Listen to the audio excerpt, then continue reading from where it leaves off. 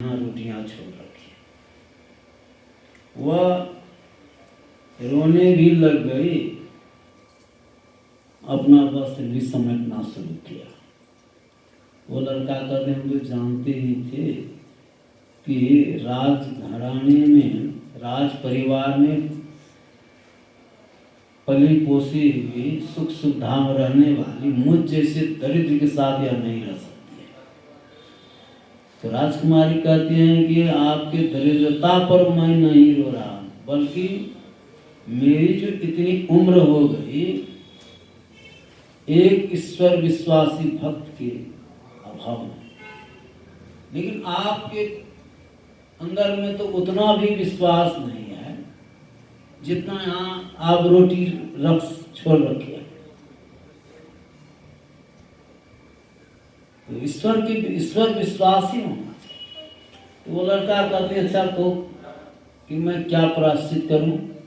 का कुछ प्रायश्चित नहीं, चाहे मुझे रखोगी चाहे रोटियां पे रखो। तो लड़का रोटी उठाकर फेंक दी। भाव है कि जो ईश्वर में विश्वास करते हैं, रखते हैं, वे सब कुछ पाते हैं। राम तीर्थ जी महाराज थे, कैसे थे सुनाते हैं लोग कि वे जब कॉलेज में पढ़ाते थे और ध्यान भी करते, ध्यान करने में एक रोज उसको मन लग गया। तो जो घंटी उसकी 11 बजे पढ़ाना था, 11 से 12 ध्यान कर दिए तो पढ़ाएंगे कब? तो सोचे कि तो समय से नहीं पहुंच पाए तो नहीं पढ़ाए, तो कह देते हैं प्रिंसिपल साहब से आज नहीं पढ़ाएंगे, नहीं पढ़ाए, घंटी नहीं लिखिएगा। गए प्रिंसिपल साहब से कहते हैं कि सर हम तो आज नहीं आ पाए, ध्यान करने लग गए, तो आज घंटी नहीं लिखी। प्रिंसिपल साहब कहते कौन कहता है कि आप नहीं पढ़ाए? पूछिए विद्यार्थी लोगों से पूछा गया। विद्यार्थी लोग कहते हैं कि आप, विद्यार्थी से पूछते हैं कि कहो जी आज राम तीर्थ था? कहा राम तीर्थ था, आज आप जैसे पढ़ाएंगे उसे कभी पढ़ाते भी नहीं थे। आप महाराज की जय। विश्वास हो गया कि अवश्य मेरे ही बदले में आकर के हमारे परम प्रभु परमात्मा से पढ़ा दिया। जाकर प्रिंसिपल साहब से कहते हैं कि अब हम नौकरी नहीं करेंगे, रिजाइन देते हैं, रिजाइन देंगे। कहा देखिए इस नौकरी जो है बहुत कठिनाई से लोगों को प्राप्त होता है, आपके पास बाल बच्चे भी हैं, पत्नी भी है, आप नौकरी छोड़ देंगे तो वे लोग को दिक्कत हो जाएगा, आप चले जाइएगा कहीं।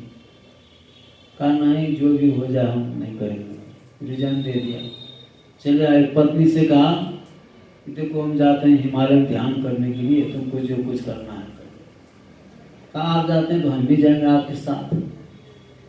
तो रामतीर्थ जी महाराज कहते हैं कि मेरे साथ तुम जाओगे पर बच्चे सब क्या करोगे?